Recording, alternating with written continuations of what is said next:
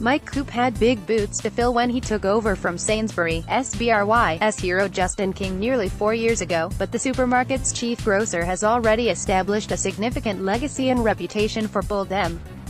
Years after completing the exhausting acquisition of Argos owner Home Retail, Coupe and his team, backed by 22% shareholders, Qatar Holdings, have agreed a blockbuster £7.3 billion deal to combine Sainsbury's with Walmart WMT-owned low-cost peer Asda. In the supermarket industry, scale is everything, and the new company will generate annual revenue of around £51 billion.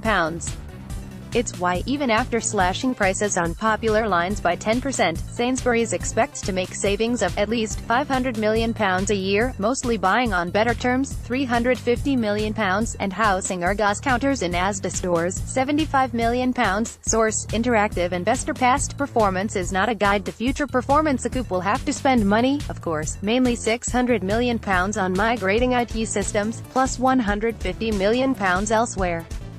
But that's of little concern to the investment community. Sainsbury's shares traded as much as 21% higher Monday at prices not seen since the early days of Coupe's reign.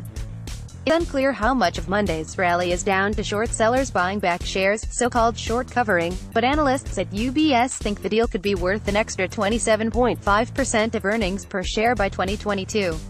If Asda maintains its current margin of 3.6%, that figure could reach 39%. In addition, every £100 million of extra savings on top of the predicted £500 million is worth 720 basis points. It is not hyperbole, then, when former Asda man Coupe calls this a transformational deal.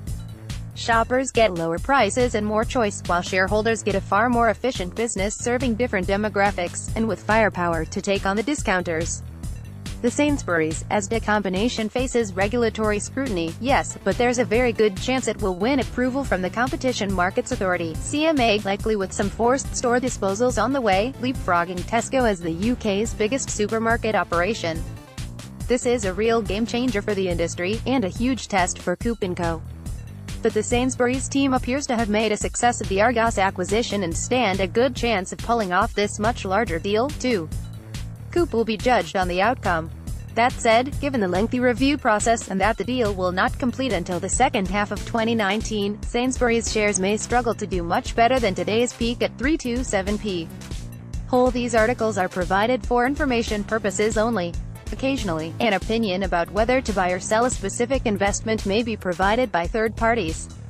The content is not intended to be a personal recommendation, and is not provided based on an assessment of your investing knowledge and experience, your financial situation or your investment objectives. The value of your investments, and the income derived from them, may go down as well as up. You may not get back all the money that you invest. The investments referred to in this article may not be suitable for all investors, and if in doubt, an investor should seek advice from a qualified investment advisor. Full performance can be found on the company or index summary page on the Interactive Investor website. Simply click on the company's or index name highlighted in the article.